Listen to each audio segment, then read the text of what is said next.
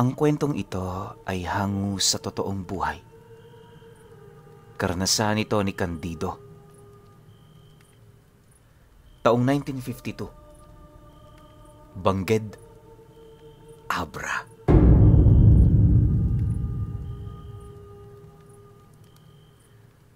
Bago pa man sumapit ang taong ito, usap-usapan noon sa kanilang baryo ang tungkol sa dalawang antingerong pumapatay ng mga albularyo.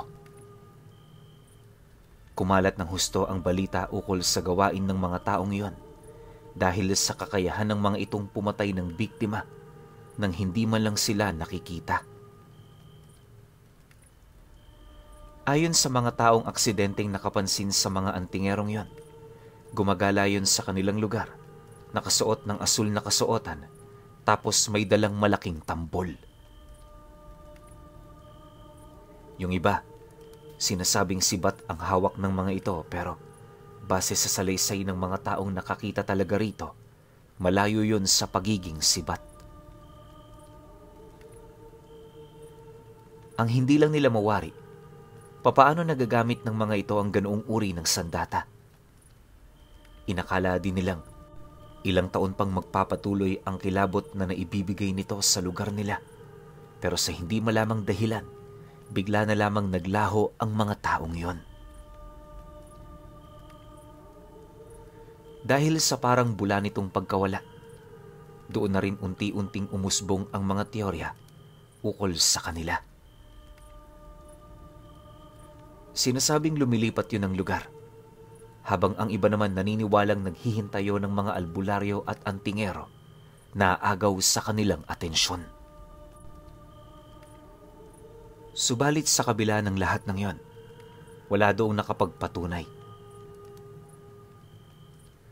Ilang taon pa ang lumipas, tuluyan na ngang nawala ang usap-usapan ukol dito. Hindi naglaon, naging alamat na lamang at panakot sa mga bata ang istorya ng dalawang antingero.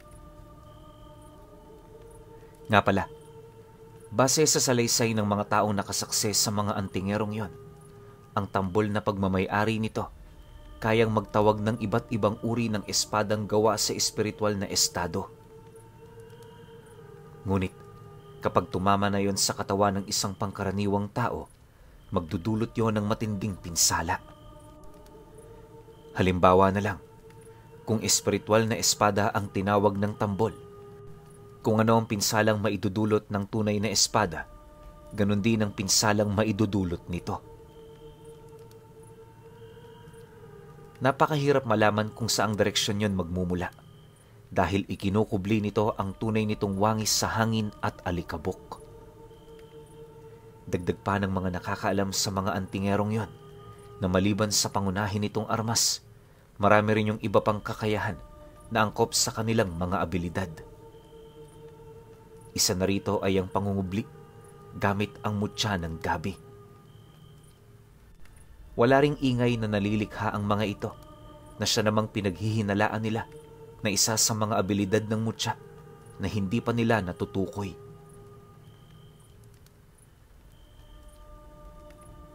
Sa pagpapatuloy ng pagkalat ng mga istoryang yon, talaga namang nagbibigay ito ng takot sa mga bata sa lugar nila. Pero para sa kanya, hindi naman yun gaanong nakakabahala. Mas pipiliin niyang matakot sa mga buhay kaysa sa mga makakapangyarihang tao na pawang mga kwento-kwento lang. Kung hindi ninyo na itatanong, kilala noon si Candido sa kanilang lugar dahil sa kanyang inilalakong mga kakanin. Hamak na tindero lamang siya ng maruya at minatamis sa lugar nila na palaging may madalang nakita. Swerte na sa kanya noon ang makahawak ng ilang pirasong barya sa buong maghapon niyang pagpapagal. Bagaman mahirap ang buhay, nananatili naman siyang matatag sa kanyang mga ginagawa. Ang kinikita niya noon sa pagtatrabaho, buong-buo niyang iniipon sa pagbabaka sakaling balang araw, aahon din siya sa kahirapang pinagdadaanan niya. Ang kaso lang, hindi talaga yun nagiging madali dahil unang-una, Nag-iisa na lang sa buhay itong si Candido. Matagal na kasi niyang iniwan ang kanyang mga magulang dahil sa kalupitan ng mga ito. Barong-barong man ang kanyang pinagtitirhan, hindi pa rin yun mahalaga. Ang importante sa kanya, nakakakain siya ng kahit 2 beses sa araw-araw. Ayon pa nga sa kanya na kahit hindi siya maglabas ng barya, nagagawan niya ng paraan ang pagkain niya sa umaga at hapunan. Marami kasing mga alagang hayop sa kanilang lugar noon, kaya kapag wala siyang isasaing, tanging ang mga ito na lamang ang pinapapak niya. Daga, palaka, ahas, at kung ano-ano pang hayop na walang lason, hindi yun nakakaligtas. Noong una, medyo nahihirapan talaga siyang pakibagayan ang lasa ng mga ito, pero sa katagalan, naihalin tulad niya na yun sa lasa ng manok at pato. Halos hindi niya nga maisip na ganun pala kalinamnam ang mga hayop na may nakakasukang itsura. Dahil sa ganun niyang pamamaraan, talaga namang naging mabilis ang pag-iipon niya ng salapi. Akala niya, wala na siyang iisiping aberya dahil sa palihim niya itong ginagawa. Pero lingid sa kanyang kaalaman, meron palang mga panauhin ang pasimpleng nagmamanman.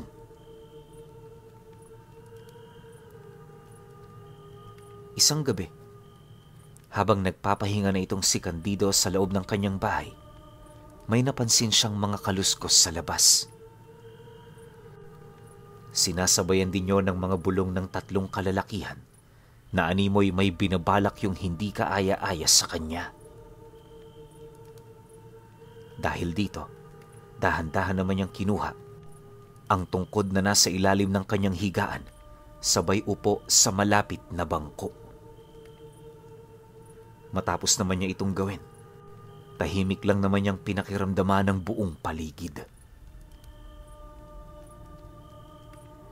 Hindi naglaon nang marinig niyang bumukas na ang pinto sa likurang bahagi ng kanyang bahay. Doon na siya nagsimulang magbulong ng usal sa tungkod na hawak niya. Matapos naman niya itong gawin, dahan-dahan namang kumalas ang balat ng kahoy na nagkukubli sa mahiwagang tambol na ilang taon pa lang niyang tinatago. Pagsilay naman dito ni Candido, napangiti lang naman siya, sabay wika sa kanyang isipan ng, "Malaking pagkakamali ang pagpasok niyo rito." Matapos naman niyang mailahad ang mga katagang yan, doon na siya nagsimulang maglakad para kaharapin ang mga ito.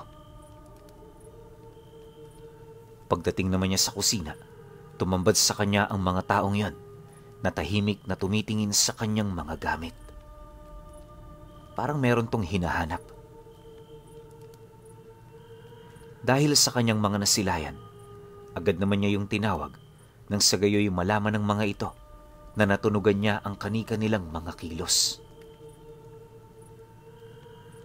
Pagkarinig naman ng 3 sa kanyang sinabi, agad naman yung napasilay sa kanya, bit-bit ang mga mahaba nitong itak.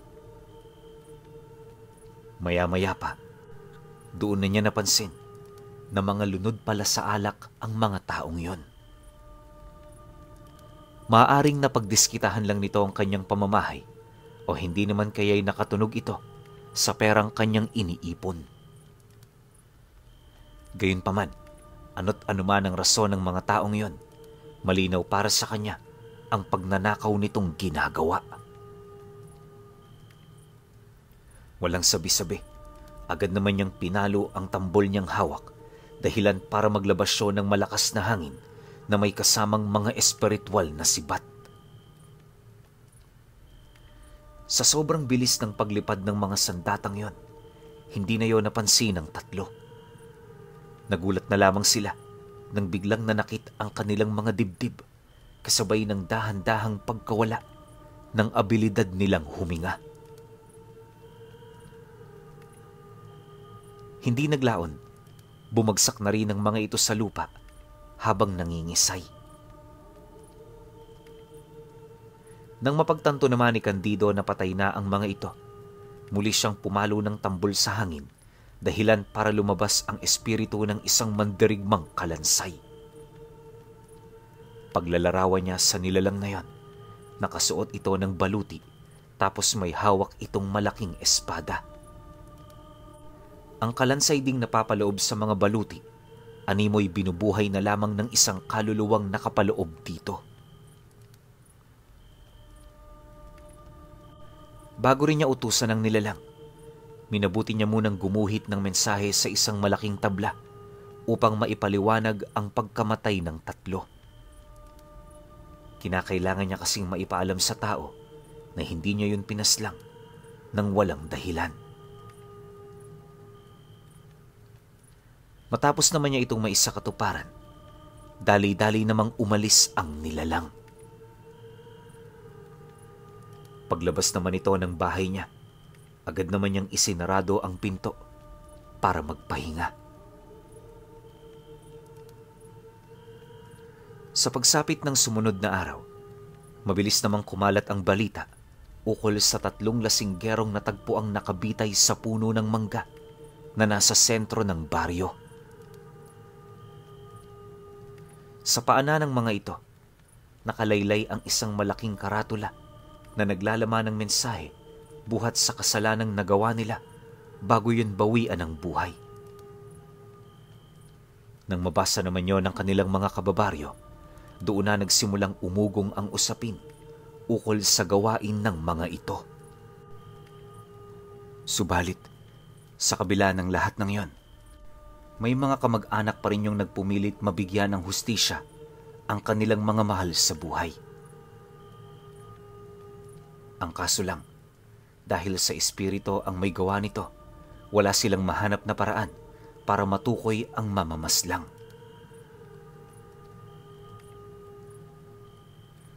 Sa paglipas pa ng mga araw, unti-unti na rin kumalma ang buhay ng mga kababaryo niya, gayon din ang sa kanya. Ikinatuwa naman yun ni Candido kahit papaano, lalo pat alam niya sa kanyang sarili na yun na ang magiging hudyat para bumalik sa dati ang lahat. Inaasahan niya ring matutuldukan na ang lahat ng sigalot na kanyang dinanas dahil sa naniniwala siyang maliban sa 3 yon, matitino na ang mga tao sa baryo. Yun ang akala niya. Ilang buwan pa ang lumipas magmula noong naganap ang insidente. Napansin naman niyang lalong kumonte ang mga mamimili ng panindang inilalako niya. Ayon pa sa kanya na, may mga araw talaga na wala siyang benta. Karamihan kasi sa mga parokyano, talaga namang nananawa na sa maruya at minatamis. Inaasahan naman yun ni Candido pero nang magsimula na siyang magtanong dito, doon niya napag-alaman na may nagbebenta na rin pala ng mga produkto na kagaya nung sa kanya. Ang hindi niya lang maipaliwanag, bakit parang hindi naman niya ito nakikita? Nang marinig naman yon ng isa sa mga parokyanong napagtanungan niya, bigla naman yung sumagot ng, "Kasi magkasalungat kayo ng oras. Hapon ka nagbebenta, siya umaga. Subukan mo ring magbenta sa umaga, baka sakaling may kita ka." Pagkalahad naman ito ng mga katagang yon, agad naman siyang sumang-ayon. Sa isip-isip niya, kung gagawin niya nga ito, may posibilidad na magkaroon siya roon ng laban kahit papaano. Sa totoo lang, di naman noon nagagalit itong si Candido. Nauunawaan naman niya kasi naghahanap buhay din ng marangal yung tao. Ang kaso lang, pagsapit ng sumunod na araw, napansin niyang hindi mga pangkaraniwang kakanin ang itinitinda ng matandang manlalako. Bagong-bago rin ang pagmumukha nito sa kanyang mga mata, kaya nasisiguro niyang dayo yun sa lugar nila. Dagdag pa niya na, maliban sa nakakapanduda nitong itsura, napapansin din niyang parang nabubulok na ang mga paninda nitong ibinabahagi sa mga dati niyang parokyano. Ang mas nakakagulat pa sa lahat, tila bang sarap na sarap ito sa pagkaing ibinibenta ng matandang yon.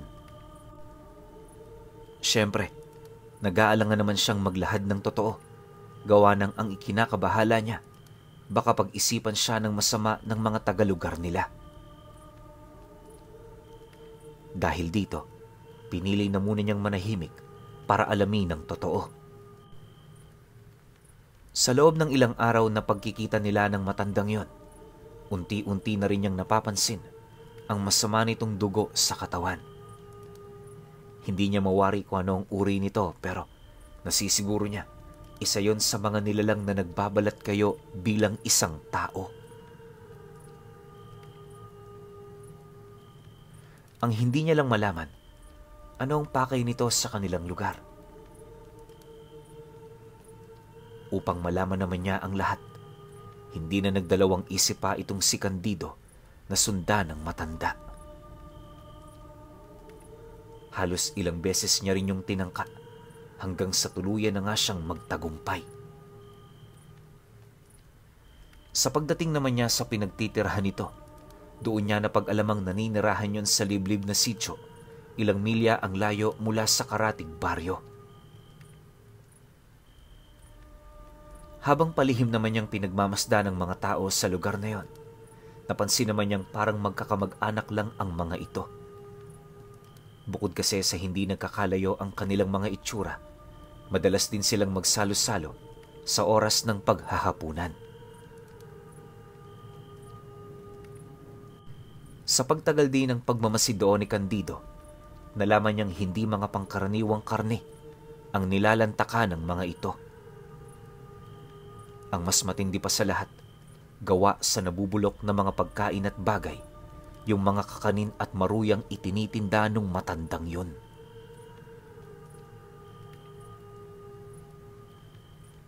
Dahil sa kanyang mga nakita, doon niya napatunayang may itinatanim ito sa loob ng sistema ng mga kababaryo niya.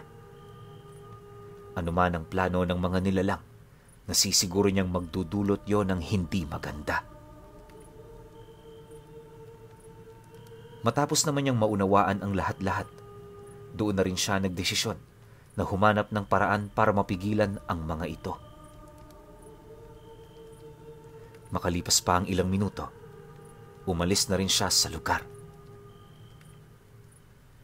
Sa isang kumpas ng tambol, nagpakita sa kanyang harapan ang espiritu ng isang kabayong may umaapoy na mga paa. Pagkasakay naman niya rito, mabilis naman itong tinahak ang daan at pagkaraan lamang ng ilang minuto, nakabalik na nga siya sa kanilang baryo.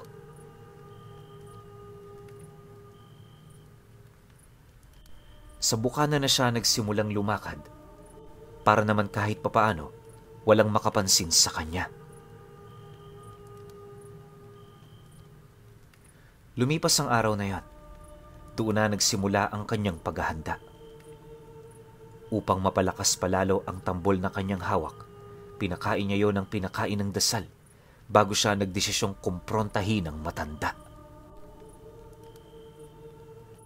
Sa loob ng isang linggong hindi niya rito pagpapakita, nagsimula na ang mga kakaibang pangyayari sa lugar nila. Karamihan sa mga taong bumibili rito, naging agresibo na, tapos parang hindi na mapakali at palagi na ring aligaga. Ang mas ikinagulat pa noon ni Candido ay yung pagiging makalimutin ng mga ito. May mga pagkakataon kasing nagwawala yon sa kanilang lugar dahil sa hindi nito maalala ang kanyang pamilya at mga taong nakapaligid sa kanya. Madalas na ring mapabarangay ang mga taong yon na siya namang naging palaisipan para sa kanila. Hindi naglaon nang mapagtanto niyang nalalapit na ang panganib sa mga biktima. Nagdesisyon na siyang kumilos. Isang gabi, habang naglalakad siya papalabas ng baryo, bigla naman siyang natigilan nang masipat niya ang bahay ng dati niyang parokyano na nakabukas. Pagsilip naman niya sa loob nito, Bumungad sa kanya ang ilang mga panauhin na pilit kinakausap yung mga naninirahan doon. Noong una, aakalain mong mga kadugulang nila ito, pero sa katagalan mapapansin mong hindi yun kakilala ng mga panauhing nakatira sa bahay.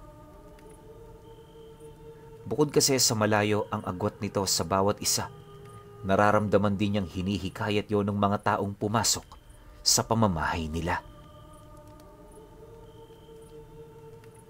Nang mapansin naman yon ni Candido, agad naman niyang inusala ng tungkod na hawak niya, sabay lakad patungo sa mga ito.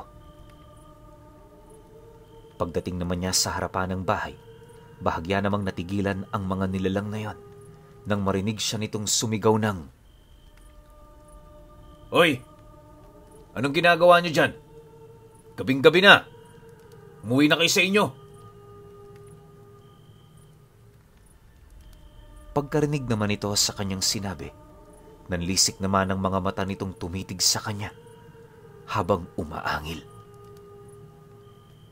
Sa isang iglap, bigla namang nagsitakbuhan ng mga nilalang na yon habang nagpapalit anyo.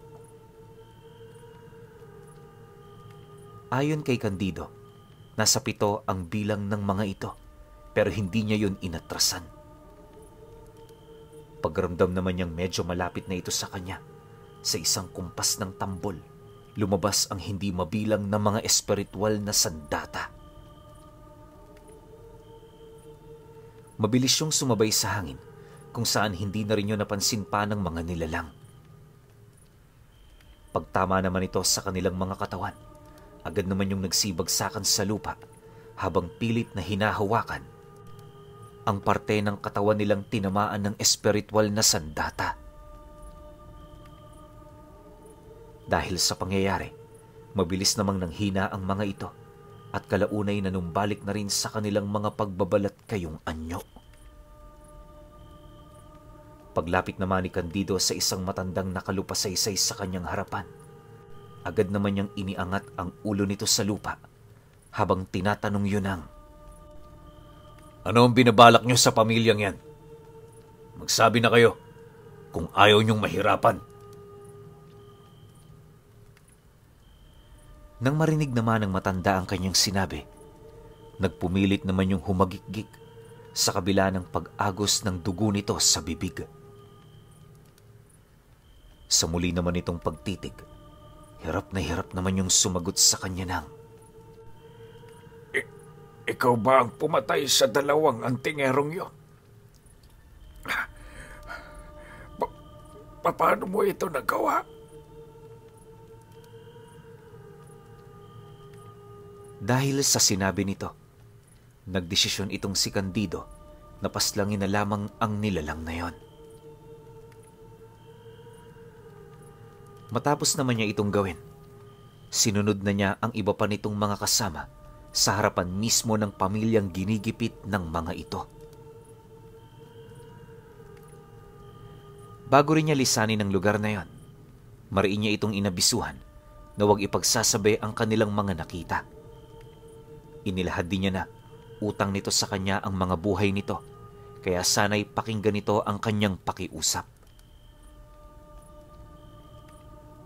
Nang marinig naman ito ang kanyang sinabi, agad din naman yung sumang-ayon. Dahil dito, hindi na nag-alangan pa itong si Candido na salakayin ang sityo. Upang masiguro namang walang bakas ng nilalang ang maiiwan, ipinalulun niya yon pansamantala sa kabayong tinawag ng tambol niya. Matapos niya itong gawin, mabilis naman niyang nilisan ang baryo.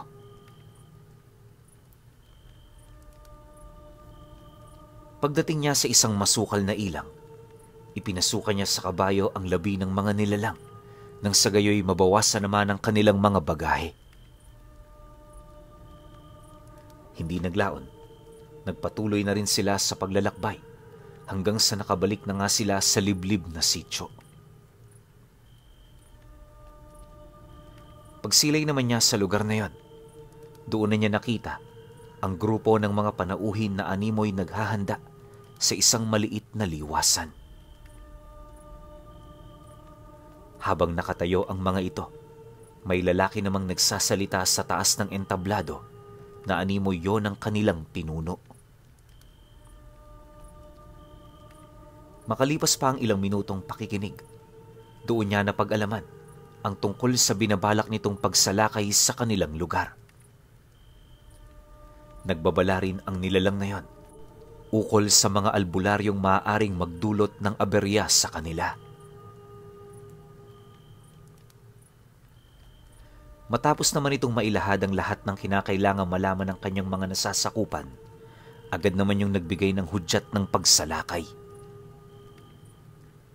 Dahil dito, mabilis namang nagpalit anyo ang mga ito na siyang naging sanhi upang mapilitan na ring lumabas itong si Candido sa lugar na kanyang pinagkukublian. Bago pa man makalipad ang mga nilalang, bahagya naman yung napatigil nang marinig nito ang himig na nagmumula sa kanya. Mula sa bukana ng sitio, dahan-dahan na ring nagpakita itong si Candido, hawak-hawak ang mahiwaga niyang sandata. Pagsilay naman ng mga nilalang sa kanya, agad naman yung nagsiangil na parabang naninindak. Maya-maya pa, nang makuha na rin niya ang atensyon ng namamahala sa sitio, doon na rin nagsimula ang maginoon nilang pag-uusap. Noong una, inakala niyang may prinsipyo ang nilalang na yon, pero nang mapagtanto niyang ipinagpipilitan pa rin ito ang nais nitong mangyari, nagpasya na siyang kalabanin ito. Iniwasan na rin niyang makipag-usap, sa kadahilan ng alam niyang wala na yung saysay, lalo pat may kanya-kanya silang ipinaglalaban. Pagkaraan pa ng ilang minuto, doon na nagsimulang umatake ang mga nilalang na yon, na siyang naging sanhi, upang magpakawala na rin siya ng hindi mabilang na espiritual na sandata sa hangin. Sa bawat pagkumpas niya ng tambol, daan-daang palaso, espada at sibat ang lumalabas mula rito. Marami na rin sa mga sandatang yon ang naiilagan ng nilalang, pero karamihan doon tumatama sa kanilang mga kasama. Nang maunawaan naman ng pinuno ng sitio ang abilidad niya, bigla naman yung humalakhak, sabay sigaw ng, Yan lang ba ang abilidad ng tambol na yan? Hindi ko sukat akalaing kinakatakutan niya noong panahon. Paano mo nakuha yan? Ipinamana ba sa'yo? Nang marinig naman ni Candido ang sinabi nito, di naman niya maiwasang mapangiti, gawa nang napansin niyang masyado nitong minamaliit ang kanyang abilidad. Maya-maya pa, dahan-dahan na ring nagbago ang pamamaraan ng paghataw niya ng tambol, hanggang sa masipat ng mga ito na gumagawa na siya ng mga pabilog na hugis sa hangin. Pagpalo naman niya sa mga bilog na yon, laking gulat na lamang ng mga ito nang lumabas mula roon ng mga kalansay ng mandirigma. Pag-atungal ng mga nilalang na yon, grupo-grupo naman yung sumugod sa mga aswang. Ayon kay Candido, sa sobrang dami ng mga ito, halos sobra sa 500 ang agwat ng kanilang bilang. Isipin nyo na lang, 5 beses lang ipinalo ni Candido ang tambol niyang hawak sa mga bilog na yon, pero ang lumabas dito ay parang aabot na sa 1,000. Dahil sa ganoong abilidad, mabilis na nasukol ang mga ito. Hindi naglaon, ang tanging nagagawa na lamang nila ay umatras habang nagdedepensa. Panay na rin ang pag-angil ng mga nilalang na yon dahil sa walang patid na pagsalakay sa kanila ng mga espiritong mandirigma. Maya-maya pa, paisa-isa na rin silang nagsibagsakan hanggang sa kalaunay tanging ang pinuno na lamang nila ang naiwan. Nang mapansin naman ni Candido na napalibutan na yon ng mga mandirigma, bahagya niya munang ipinatigil ang pagsugod ng mga ito. Ang nais niya kasing mangyari, ipaunawa sa pinuno ng mga aswang kung gaano yon kahina. Walang sabi-sabi, agad naman niya itong niyaya sa isang duelo. Di naman tumanggi ang nilalang na yon, lalo pat alam nito sa kanyang sarili na wala na rin yung mapagpipilian. Simple lang ang batas. Lumaban hanggang kamatayan. Sino man ang magwawagi, maaari niyang kunin ang mga gamit ng talunan. Pagigihan mo, bibigyan kita ng pagkakataon. Wika ni Candido sa nilalang.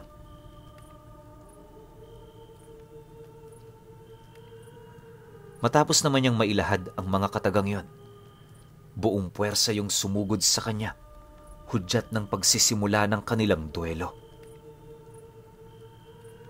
Sa mga unang atake nito, hinayaan lang naman niya ito. Hanggat kaya niya, umiilag siya. Hindi rin niya pinipiling umatake nang sa gayoy masulit niya ang natitirang oras sa buhay ng nilalang. Kalahating oras pa ang dumaan nang mapagtanto niyang nanghihina na ngayon ng husto. Kampante naman siyang umupo sa harapan nito na para bang ipinamumukha niya talaga kung gaano yun kahina. Pagsilay naman ng aswang sa kanyang ginawa, buong puwersa naman yung sumunggab sa kanya, kung saan bago pa man yun makalapit, tumama na sa pagmumukha nito ang sapak ng isang espiritong amumongo. Sumabay yun sa hangin, kaya hindi yun napansin ng nilalang. Dahil sa pangyayaring yon, hinang-hina naman yung tumayo habang takang-taka sa mga nangyayari. Nang mapansin naman yun ni Candido, napangiti lang naman siya habang ipinapaliwanag sa nilalang kung papaano yon nangyari. Ayon sa kanya, kahit mahinang pagpalo sa hangin, kaya nitong maisakatuparan ang iniisip niya. Dahil sa ganun nitong abilidad, kaya niyang gumawa ng pag-atake na hindi nalalaman ng kalaban niya.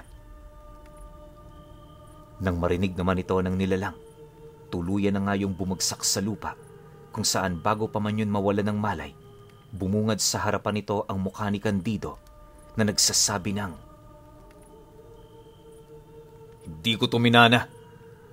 Ang dalawang antingerong dating nagmamay-ari ng sandatang ito, ako mismong pumatay sa kanila." Pagkalahad naman niya ng mga katagang yon, agad namang tumarak sa dibdib nito ang talim na lumabas sa dulo ng tambol.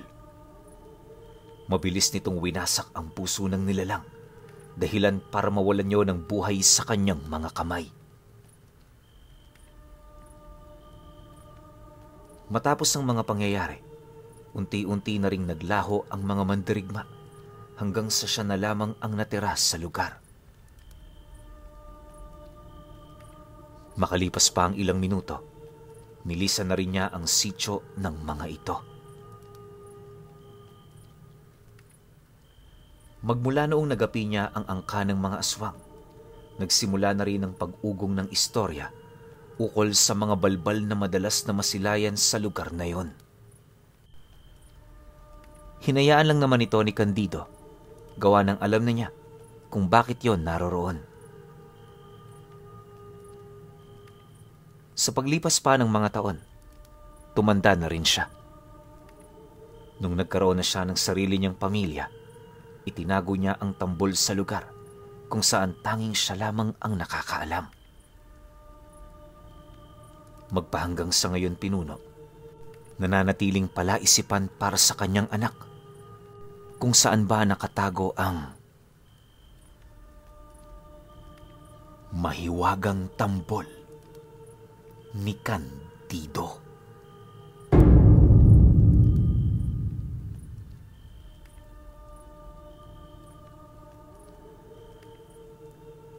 Okay. Opinyon ko sa kwento. Oo nga no. San kaya tinago ni Candido yung mahiwaga niyang tambol? Bakit hindi niya pinamana sa isa sa mga anak niya? 'Di ba? Tsaka ako, pakiramdam ko, maski kayo nagtatanong sa mga isip ninyo, bakit pinatay ni Candido yung dalawang albularyo na yon? Diba? Parang ngayon ko nga lang rin nalaman na parang sa dulo ko lang din na-realize na, yung dalawa pa lang na nananalasa sa lugar nila, albularyo. Diba? Bakit nananalasa rin? Diba? Ako, malinaw yung dahilan ko na kaya pinatay ni Candido yung dalawang yon, kasi nga naman, nananalasa. Pero hindi ko lang magets, bakit sila nananalasa? Mga albularyo sila. Diba? Dapat nga tumutulong sila eh.